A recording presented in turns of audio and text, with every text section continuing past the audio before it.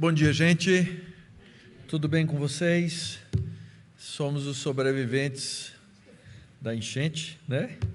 Graças a Deus conseguimos chegar aqui e, com a graça do Senhor, vamos tratar aqui o nosso tema nessa manhã, na nossa conferência do PNO. Sou o pastor Mauro e Uriel me contemplou com o tema mais popular dessa conferência, chamado O Imperativo Confessional Presbiteriano.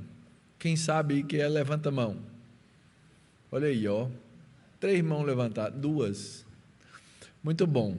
A boa notícia é que tem um livro escrito sobre o tema, de Carl Trueman, muito bom, chamado O Imperativo Confessional. E nesse caso, nós estamos aqui tentando definir o que significa imperativo confessional e por que é importante dentro do presbiterianismo, e eu diria em qualquer denominação, que haja, na verdade, uma confissão de fé. Afinal de contas, essa é a ideia, né? É saber com exatidão o que nós confessamos. E uma das dificuldades que a gente tem na nossa geração com a ideia de uma confessionalidade é porque nossa geração, ou as últimas gerações, tem uma grande desconfiança de tudo que é institucional. Parece que tudo que é instituição que existe está aí para tentar nos enganar, tomar um dinheiro, tomar o nosso tempo, né? A nova geração tem essa desconfiança por causa de muitas instituições que ao longo dos séculos causaram isso, né? Corrupção, abuso, descaso pela verdade, né? A gente não acredita mais nos políticos, não é verdade? A reclamação que eu ouvi aqui hoje de várias pessoas aqui de Recife tem 20 anos que acontece isso em Recife, as enchentes que nós estamos enfrentando hoje, e ninguém faz nada. Por quê? A gente espera que uma instituição faça alguma coisa, pelo menos para diminuir, para melhorar, não é? Mas essa desconfiança das instituições, ela vale para os evangélicos também. Então, ao longo da história, muitas igrejas começaram a aparecer e evangélicos dizer o seguinte: doutrina divide. Eu, quando jovem, eu ouvia muito isso. O outro jovem, ou um pastor, subia lá no púlpito do evento de jovens, de mocidade, falava assim: eu estou aqui para falar de Jesus, eu não falo de doutrina divide, eu só prego Jesus. Ora, ironicamente, essas pessoas que querem crer na verdade e diz que só falam de Jesus, só pregam Jesus e só a Bíblia, são as pessoas que estão negando o trilho que pode mantê-las exatamente na verdade. No fundo do poço, essa afirmação, eu só prego Jesus e não prego mais nada, é uma infantilidade quando a gente trata das Escrituras. Você é intérprete, não interessa a preparação que você tem, você é teólogo.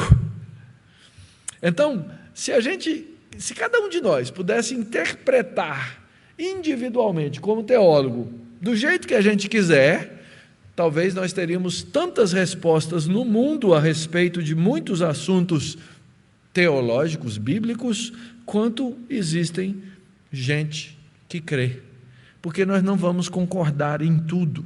Então, o que acontece hoje em dia? Essas igrejas, instituições que têm o chamado credo mínimo, o mínimo de declaração doutrinária, na verdade, gera nelas e nas pessoas que estão nelas muito pouco compromisso com a doutrina per se.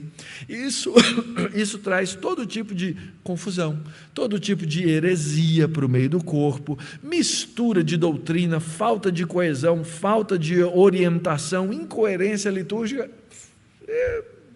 Qualquer coisa pode acontecer. Mas a minha preocupação dessa manhã, ao falar sobre o imperativo confessional presbiteriano, que foi o tema que me foi legado, é que esse não é um problema só das igrejas fora do presbiterianismo. Não é um privilégio das igrejas que não são chamadas igrejas históricas, mas é hoje um problema dentro do próprio presbiterianismo. Pastores, presbíteros, diáconos, oficiais da igreja, que não têm noção de compromisso confessional, ou que proclamam só de boca, mas não praticam. Eu tenho sido testemunha, gente, desses casos, um atrás do outro, não é? E aqui eu não me refiro a gente que moralmente fere a confissão de fé, não. Eu estou falando aqui de gente que diz que é reformado, gente que diz que é presbiteriano, mas que nega a filosofia ou a teologia da subscrição confessional. Ou seja, pastores e líderes que frontalmente negam os nossos símbolos de fé. Quais são esses símbolos de fé da igreja presbiteriana, no caso? Os símbolos de fé da igreja presbiteriana são a confissão de fé de Westminster e os seus catecismos, o catecismo maior e o catecismo breve, né? Então, esses documentos, que nós chamamos de documentos confessionais, eles são a maneira que os nossos pais antigos encontraram de resumir a instrução da Bíblia nos seus pontos centrais. Então, confissões históricas e catecismos não são adição à Bíblia, não são substituição à Bíblia, mas são aquilo que eu, como pastor presbiteriano, e que outros pastores presbiterianos, ou de outra confissão, porque existem várias confissões, nós somos aderentes a essa confissão para responder as principais perguntas a respeito do que a Bíblia trata.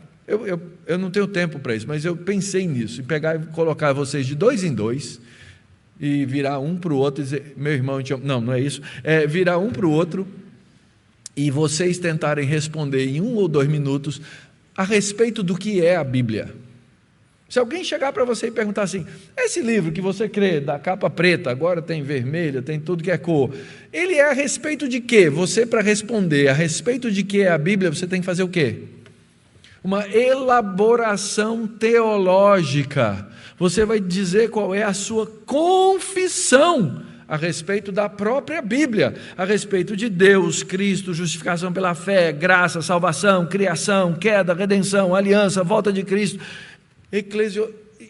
todos os temas que elas tratam.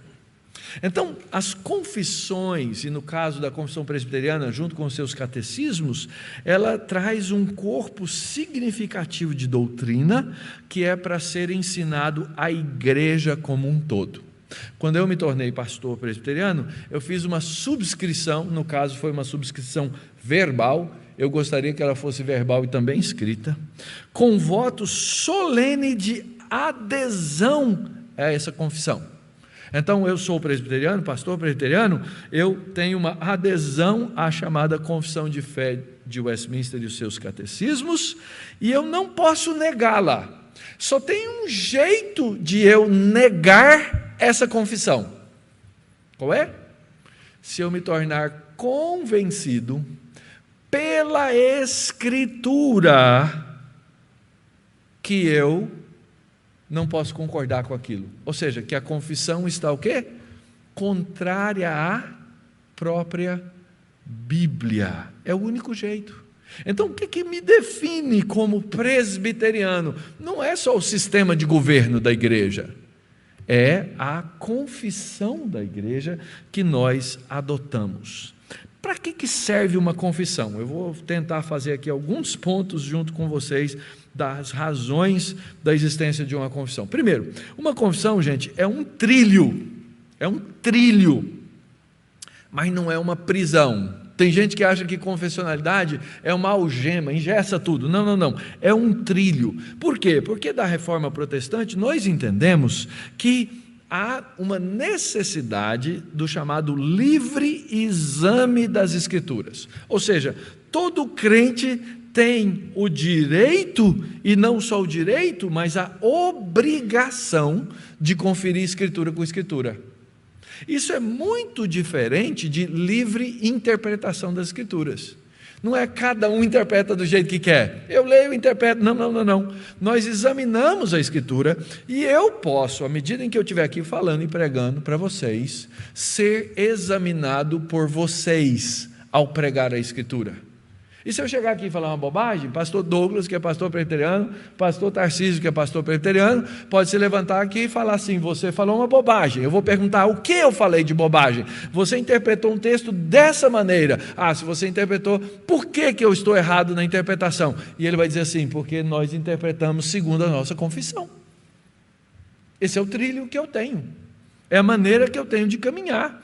Então, todos têm a obrigação e o direito de ler e interpretar dentro de um trilho. Nós temos que fazer perguntas, nós temos que pesquisar as respostas, voltando sempre à própria Escritura. Quem que fala isso? A confissão. A confissão de fé diz que a Escritura é o árbitro último de toda controvérsia teológica. Então eu volto os meus olhos para a Bíblia, e isso tira, então, essa ideia de que cada um interpreta como quer. Nós não podemos alterar a Escritura, mas é possível alterar uma confissão, porque ela é a Escritura é o juiz último. Uma unidade, isso nos dá o quê? Esse trilho nos dá uma unidade visível naquilo que é essencial na palavra. Uma confissão, ela nos dá concisão. O que é a Bíblia? Sobre o que é a Bíblia? Quem é Deus? Quem é Jesus? Quem é o Espírito Santo? Não, pastor, eu olho isso tudo na Bíblia e eu faço essa dedução. Aí você diz assim: Deus é um Deus triuno. Eu falei: a palavra trindade não está na Bíblia. Já deu ruim. Você precisa de uma confissão. E eu vou dizer, talvez o Uriel fique até chateado comigo, mas se nós tivéssemos um bom fundamento confessional, isso ia diminuir o serviço do PNO pela metade.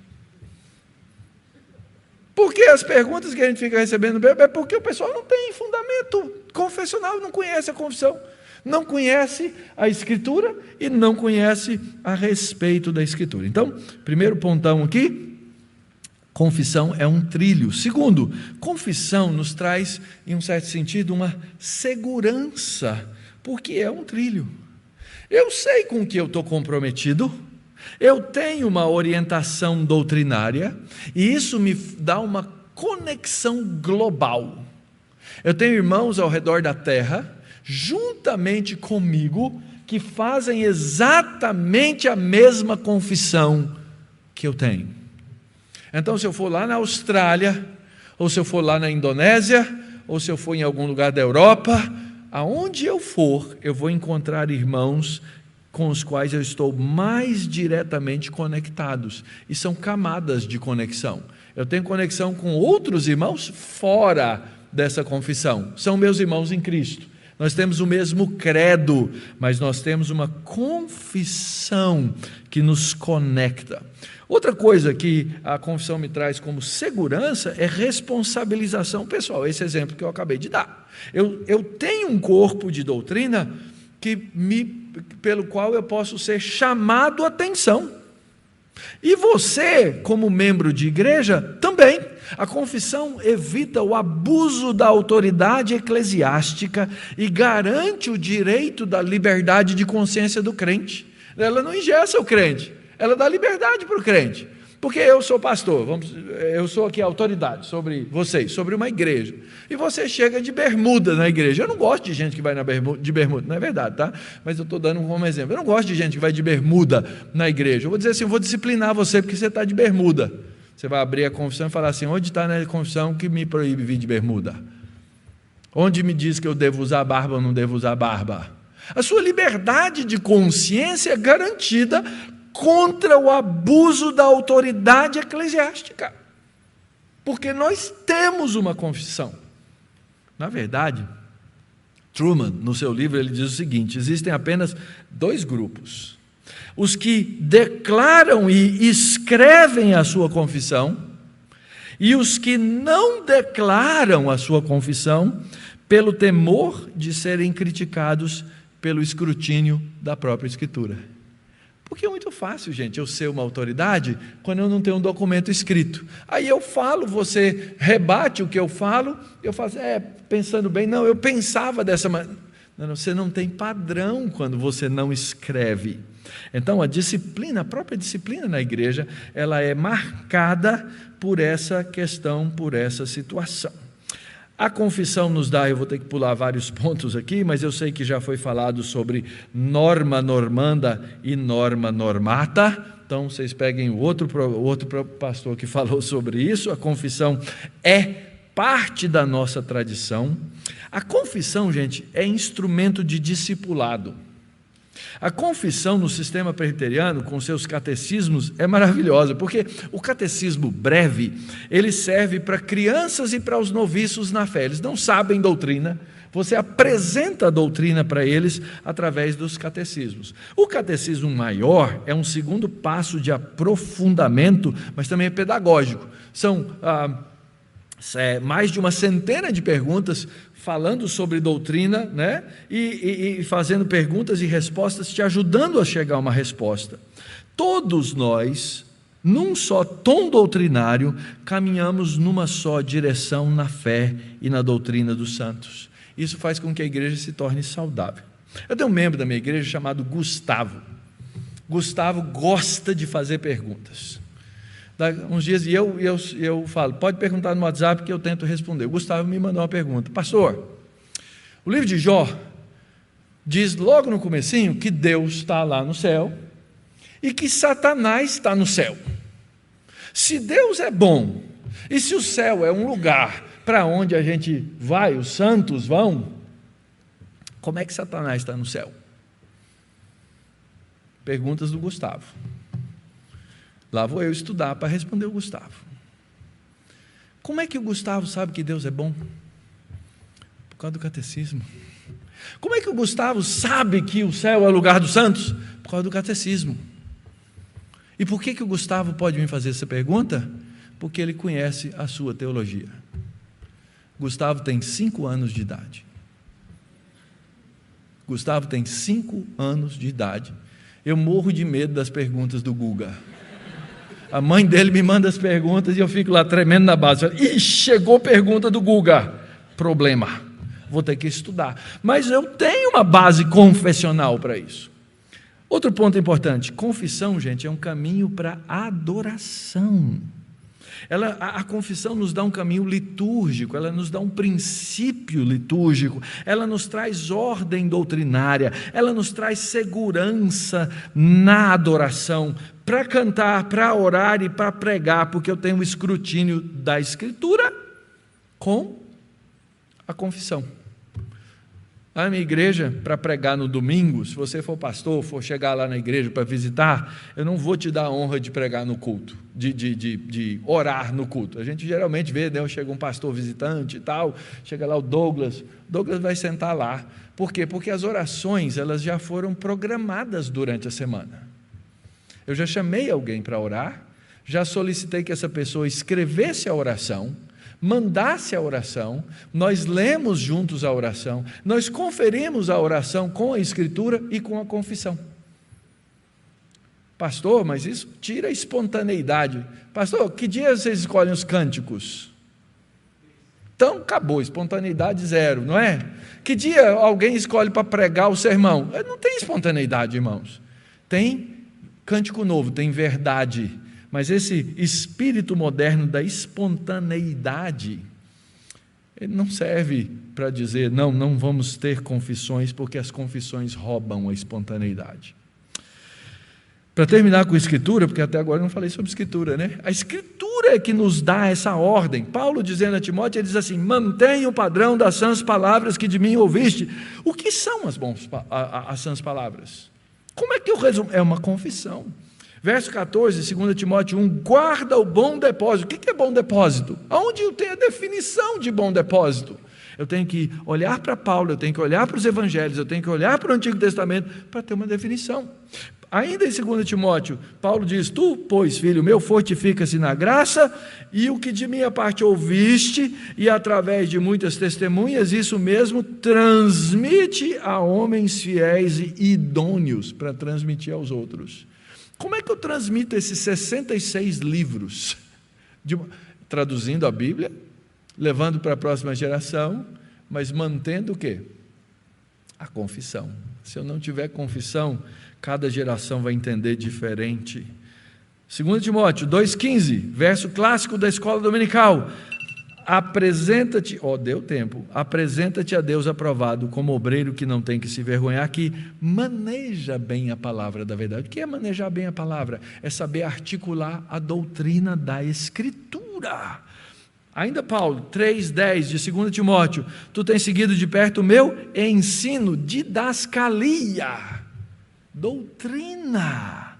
2 Timóteo 4,2: haverá tempo em que não suportarão a sã doutrina, mas vão se cercar de mestres entregando a fábulas. Igrejas que não têm confissão rapidamente se deterioram na sua capacidade de identificar a falsa doutrina. Concluindo, eu não sei de que igreja você é, eu não sei aonde você congrega, eu não sei qual é a confissão da sua igreja, mas eu sei que você é confessional. Pode ser que você não saiba disso. A sua igreja pode ter lá só 5 artigos de fé, mas na cabeça de alguém da sua igreja tem um mundo de doutrina que eles vão te expor, que pode ser coerente, que pode ser incoerente, que pode ter fundamento bíblico, que pode não ter fundamento bíblico, que um vai mudando, o outro vai mudando, o outro... E você já viu isso em muitas igrejas. Tem muita gente que chega lá na minha igreja e diz assim: olha, eu saí da minha igreja porque ela era assim, hoje eu chego lá e não a reconheço, porque ela não mudou de acordo, ela mudou de acordo com a cabeça de alguém. Então, por último, a explicitude confessional é o que te dá a habilidade de você escrutinar pela Escritura a verdade. Uma igreja com uma confissão escrita evita os erros e os abusos dos chamados gurus teológicos. Muito obrigado, que Deus nos abençoe.